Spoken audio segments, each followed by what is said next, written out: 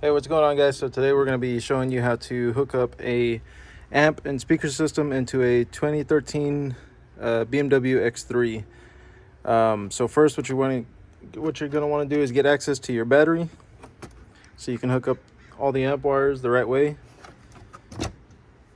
Then go to the amp, hook them up there. Then you're going to want to come to this side panel here, pull this off. You're going to want to run a line-in converter for your RCA into the factory amp. These are the wires for it.